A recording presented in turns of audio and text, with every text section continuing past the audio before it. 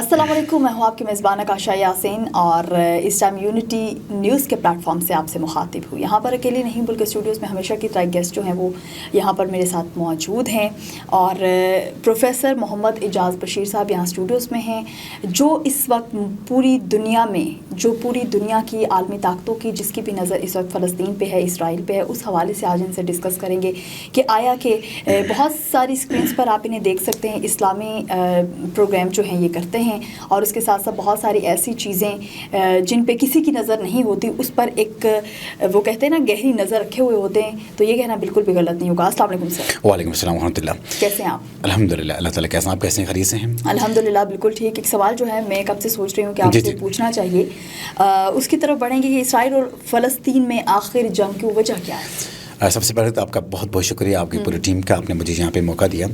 हमेशा की तरह लाजवाब प्रोग्राम आप लाती हैं, ज़बरदस्त किस्म के टॉपिक्स को आप डिस्कशन कर रही होती हैं। आपके प्रोग्राम से पूरी दुनिया में देखे जाते हैं और वो सराहा भी जाता है, लोगों को बहुत अच्छी चीज़ से मालूमात मिलती है। आज आपने जिस टॉपिक का इंतखाब किया है बहुत ही ज़बरदस्त टॉपिक है। दिल दुखता है, तकलीफ़ होती है बीइंग ए मुस्लिम, हम ये सोचते हैं क्योंकि फ़लस्तीन वो पाक सरज़मीन है कि जिसमें हमारे क़िबले अव्वल है। मस्जिद अक्सा की बात जब हम कुरान मजीद खोलते हैं वो हमें बिल्कुल बता रही होती है कि हुज़ूर सल्लल्लाहु अलैहि वसल्लम को जब सफ़र मेराज किया गया तो मक्का मुकर्रमा से फ़लस्तीन लेके जाया गया, तो मीन के वहाँ जाके उस मस्जिद अक्सा में हुज़ूर सल्लल्लाहु अलैहि वसल्लम ने पूरी अंबिया अलैहिस्सलाम की इमामत करवाई है। अब हम देखते हैं कि जब इस्लाम से पहले, क्योंकि वो जो बैतुल मुक़द्दस की बात कर रहे होते हैं, इसके बाद हम क़िबले अव्वल की बात कर रहे होते हैं, तो क़िबले अव्वल जो फ़लस्तीन को कहा जाता था। अब जब हमारे फ़लस्तीन में जो क़िबले अव्वल मुसलमानों का रूह है, मुसलमानों की जान है, अब उसके ऊपर मैं ये समझता हूँ कि इस तरह तशद्दुद किया जाएगा, बमबारी की जाएगी। वहाँ पर एक मुट्ठी भर यहूदी ताकतें जो दूसरों के बलबूते पर जी रही हैं, उनके अपना इतना, मैं ये समझता हूँ कि अपनी कोई ऐसी शान भी नहीं है, उनके अपना ऐसा कोई मुकाम भी नहीं है, तो वो अगर निहत्ते मुसलमानों का कत्ल-ए-आम करेंगे, उनको शहीद करेंगे। आपको याद होगा कि 2020 में रमज़ानुल करीम का महीना था, 18 रमज़ान का, मुझे आज भी अच्छी तरह याद है कि नमाज तरावीह के दौरान बुलेट से मार के उन्होंने तमाम नमाजियों को शहीद किया था। और उस वक्त से लेकर आज तक आपने देखा होगा कि उस वक्त से लेकर आज तक इसराइल कहीं ना कहीं किसी न किसी अंदाज से मुलव्वस रहा है फ़लस्तीन का अमन को बर्बाद करने के लिए। उसकी जंगी सूरत हमेशा रखी है, वो किसी को सुकून का सांस नहीं लेना दीजिए, इसलिए वो नहीं लेने दे रहा कि आज हम देखते हैं कि जो फ़लस्तीन के जितने मुसलमान हैं वो चीखों पुकार रहे हैं, क्योंकि पाकिस्तान और दिगर इस्लामी जो कंट्रीज़ हैं, देखते हैं कि 1 अरब और 40 लाख से ज़ायद जो हमारे मुसलमान इस दुनिया में मौजूद हैं, लेकिन 40 लाख जो यहूदी हैं वो उसका ये स्टेट है फ़लस्तीन हमसे कंट्रोल नहीं हो रहा। एक सोचने की बात है कि आखिर ऐसा क्यों है। इसकी असल बात यह है कि देखें कि जो फ़लस्तीन है वो मुसलमानों का क़िबला अव्वल, जिसे मैंने पहले कहा है ही है, तमाम अंबिया अलैहिस्सलाम का वो बसेरा रहा है।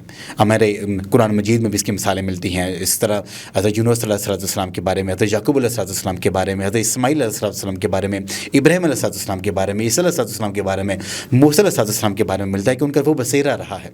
आज भी अब हम देखते हैं कि तमाम अंबिया किराम का वो मस्कन रहा है। वो ऐसी अजीम शान सरज़मीन है कि जिसे एक पाक शहर कहा गया है। वो ऐसी अजीम शान शहर है कि जो उसके अंबिया अलैहिस्सलाम ने अपने अक़वाम को ये कहा कि तुम उस पाक शहर की तरफ हिजरत करो, अंबिया की सरज़मीन की तरफ हिजरत करो। अब जब अंबिया की सरज़मीन के बारे में जब हम लोग बात करते हैं तो वो अंबिया कौन थे? हम मुसलमान भी हैं, मुसलमान को ईमान रखते हैं, बिलीव करते हैं। जब हमारे क़िबले अव्वल के ऊपर कोई इस तरह गंदी निगाह डालेगा, हमें तो कन्फर्म सी बात है कि उसके ऊपर एहतजाज नहीं बल्कि अपना तन मन धन वारना चाहिए। लेकिन आज हम ये देखते हैं कि पूरी दुनिया की निगाहें, जैसे आपने इंट्रो में कहा कि पूरी दुनिया की निगाहें इस वॉर पे लगी हैं। आखिर क्या है इस वॉर में? इससे पहले चंद 1 साल पहले तो आप ये देखते हैं कि इसराइल का नाम निशान तक भी नहीं था। लेकिन आज आखिर क्या है कि आधा फ़लस्तीन भी इसराइल कहलाता है। वो जो गज़ा की पट्टी के ऊपर जो यहूदीन अपनी बस्ती वहाँ पे आबाद की हैं, तो आखिर क्या वजह है?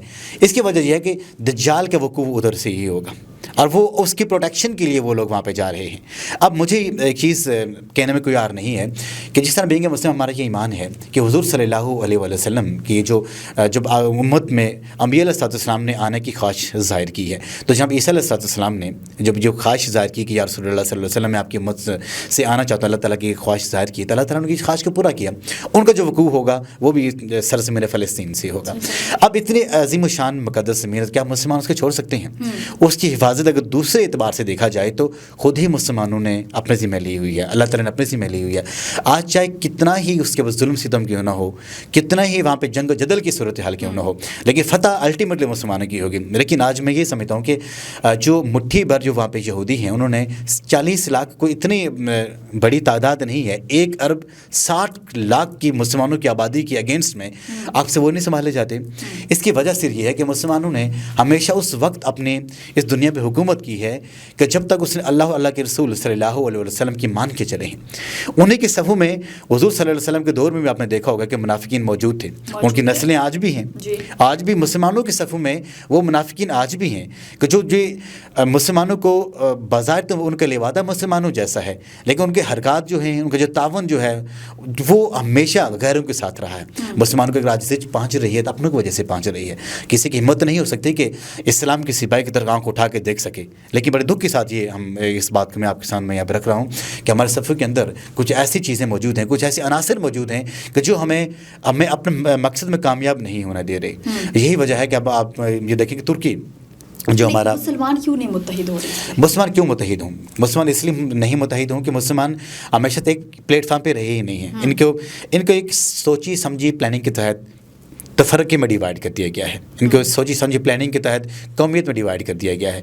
एक यूनिट बन के रहे नहीं है। आप देखिए ना कि जब शुरू में जो फ़लस्तीन फ़तह हुआ था, उमर फ़ारूक रज़ियल्लाहु अन्हु के दौर में फ़तह हुआ था, उसके बाद फिर इसके ऊपर कब्ज़ा हुआ, उसके बाद सलाहुद्दीन अय्यूबी के दौर में इसको फ़तह किया गया था, फ़लस्तीन को आज़ाद करा दिया गया था। उसके बाद देखें कि यहूदी कैसे वहाँ पर भागे थे। जब जनाब सलाहुद्दीन अय्यूबी को जब उनको शहीद कर दिया गया तो उसकी कब्र के ऊपर वो जो यहूदी था, जो यहूदी कमांडर था, उसे ठोकर मारी थी, लात मारी थी। उसे ये कहा था कि ये देखे फ़लस्तीन हमने तुमसे ले लिया है। लेकिन लिया कब था, किस वजह से लिया था? कि वहाँ पे मुसलमानों की गद्दारी थी। और आज जो सूरत हाल वहाँ पे फ़लस्तीन में हो रही है, इसमें मुसलमानों की अपनों की गद्दारी है। अगर अपनों की गद्दारी न हो तो क्या इसराइल की इतनी हिम्मत हो सकती है कि वो 60 लाख उसकी आबादी का टोटल मुल्क है, तो वो 1 अरब 60 लाख वाले जो मुसलमान हैं, जो मुसलमान ममालिक हैं, उनकी तरफ कोई मैली निगाह से देख सकता है? कभी भी नहीं देखता। इसका मतलब ये है कि ये जो खिताए सरजमीन है, अर्ज़ पाक है, जो हमारा पहला किबला है, इसकी जद्दोजहद शुरू से रहा है और आज भी रहेगा। क्योंकि कुछ ऐसी क़यामत की निशान भी हुज़ूर सल्लल्लाहु अलैहि वसल्लम जो पेश की थी, उसकी पेशकीमा भी यही है कि यहूदियों का ये मानना है कि जनाब ईसा अलैहिस्सलाम की यहाँ पे वक़ूफ़ पज़ीर होगा और उसके साथ साथ उनके साथ दज्जाल भी उधर से आएगा। वो दज्जाल की प्रोटेक्शन के वो लोग वहाँ पे लगे प्रोटेक्शन के लिए वो लगे हुए हैं। लेकिन इस वक्त अगर ये कहा जाए कि पूरी दुनिया की नज़र ये जो मसला फ़लस्तीन है, ये जो मसला गज़ा है, जो मसला इसराइल है, इस पर लगी हुई हैं, ऐसे में आलमी बरादरी ने का रद्द-ए-अमल भी हमारे सामने है, उस पर आप क्या कहें? आप ये देख सकते हैं कि आलमी बरादरी का क्या रद्द-ए-अमल हो सकता है। जितने भी नॉन मुस्लिम जो वहाँ पे कुव्वतें हैं वो सब इसराइल के साथ हैं, बैरूनी आपके साथ हो सकती हैं। अब देखें ना, रूस, इसके साथ साथ चाइना और ईरान और कुछ ऐसे 2 ममालिक ऐसे हैं कि जो बज़ाहिर तौर पे सपोर्ट भी कर रहे हैं हमारे फ़लस्तीन बहन भाइयों की, लेकिन अंदर की इनके अपने भी तो कोई ऐसे मकासद है ना। कोई किसी के लिए क्यों मरेगा, कोई किसी के लिए क्यों ज़लील होगा, कोई किसी के लिए क्यों अपने सुख चैन अमन बर्बाद करेगा। हर किसी के अपने अपने मकासद हैं।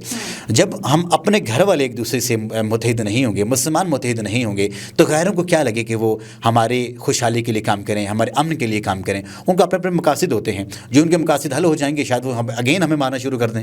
तो यहाँ पे जो आलमी जो ताकतों का किरदार आपने बताया कि अमेरिका ने तो आपको अभी जो रिसेंट जो फिगर्स आ रहे हैं, अराउंड 1500 से ज़ायद वहाँ पे फ़लस्तीनी निहत्ते मुसलमानों को, जिसमें ख़वातीन हैं, जिसमें बच्चे हैं, नौजवान हैं, आम शहरी हैं, उनको शहीद कर दिया। और 6775 ये जो मैं फिगर आपको बता रहा हूँ, इससे ज़्यादा जो वहाँ पे कैजुअलिटीज़ हुई हैं, लोग वहाँ पे ज़ख्मी हैं, इमलाकों नुकसान पहुँचाया जा रहा है।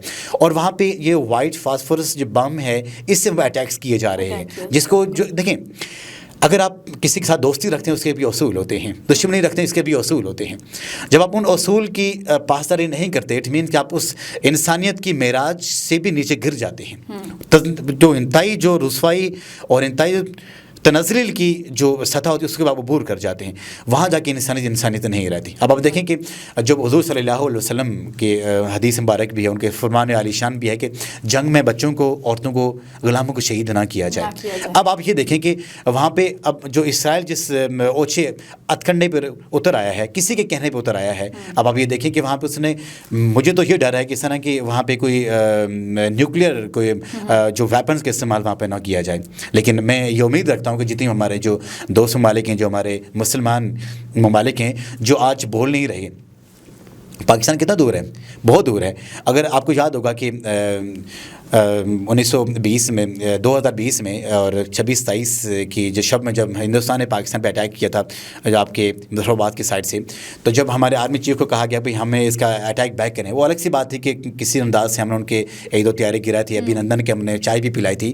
لیکن جب جنگ کی بات آئی تو خان صاحب نے جب اس وقت کے آرمی چیف کو کہا کہ بھائی ہم جنگ کرنا چاہتے ہیں, ہمیں انڈیا کا منہ توڑ جواب دینا چاہیے, تو اس وقت آرمی چیف نے اس کی جو ورڈنگ یہ تھی کہ ہمارے تو ٹینکس میں آئل بھی نہیں ہے.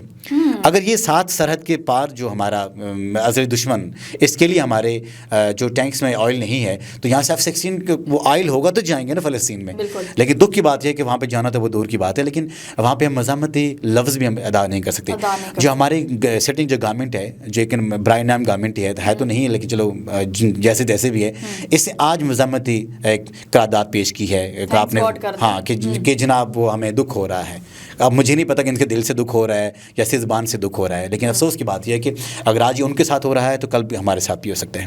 بینگ مسلم ہمیں یہ چاہیے کہ ہمیں نہ صرف ان کی سپورٹ کرنا چاہیے, اس جہاد میں ہمیں حصہ لینا چاہیے. اپنے ملک کی تو آپ نے بات کر لی, لیکن کچھ یہاں پہ بات کر لیتے ہیں ترکی کے کردار کی. جی ترکی کا کیا کردار ہے اس میں؟ ترکی کا دیکھیں وہاں پہ ان کا سفارت خانہ بھی موجود ہے. جس طرح کہ ہمارے قائد اعظم نے شروع سے اس سال کی ایگزسٹنس کی قبول ہی نہیں کیا, مانا ہی نہیں ہے. اس کے بعد آپ یہ دیکھتے ہیں کہ لاسٹ ڈیکیڈس میں بھی کوششیں کی گئیں کہ بھائی پاکستان اس کو ایکسیپٹ کرے, مانے کہ بھائی یہ ریاست یہاں پہ ایگزسٹ کرتی ہے دنیا, لیکن پاکستان نے نہیں مانا. اسٹل ٹائم نہیں ڈاکومنٹری, آئی ڈونٹ نو کیا سین ہے, لیکن بازار ہم نے نہیں مانا ہوا.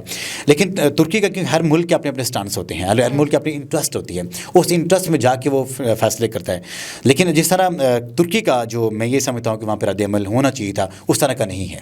کیونکہ جہاں پہ ہم ایران کھل کے سامنے آئے ہیں, ایران نے بہترین ان کو نہ صرف سپورٹ کیا ہے بلکہ ابھی ان کے نفری بھی ساتھ کی ہے, ان کے وائپنس ان کو دیے ہیں, باقی چیزیں بھی دی ہیں. لیکن اگر ہم بات کرتے ہیں یہاں پہ ہمارے سلطنت ترکیہ کی, تو ان کی طرف سے جو سٹانس آنا چاہیے تھا وہ ابھی تک وہ ہمارے سامنے تک کھل کے نہیں آیا کہ جو ہونا چاہیے تھا. جو ہونا چاہیے تھا وہ نہیں ہوا. اور آئی تھنک سو کہ بینگ اے مسلم بہت ہی دل دکھتا ہے جب اس طرح کی ہوتا ہے. بس سوشل میڈیا کا دور ہے اور بہت ساری ویڈیوز اس طرح کی ہوتی ہیں کہ جب سامنے نظر سے گزرتی ہیں تو دل خون کے آنسو ہوتا ہے. جب ہم ان کا درد یہاں پر محسوس کر سکتے ہیں تو تمام امت مسلمہ کو ملنا چاہیے, کہ نبی کریم صلی اللہ علیہ وآلہ وسلم نے فرمایا تھا کہ یہ جو امت مسلمہ اس کو ایسا ہونا چاہیے کہ جیسے جسم کا کوئی ایک حصہ دکھتا ہے تو پورے جسم کو تکلیف محسوس ہوتی ہے. تو امت مسلمہ جو ہے اس کا کردار بھی ایسا ہی ہونا چاہیے. اور ابھی اس پروگرام کا یہاں پہ اختتام کرتے ہیں. آکاشا یاسین کو دیجیے اجازت. خدا حافظ.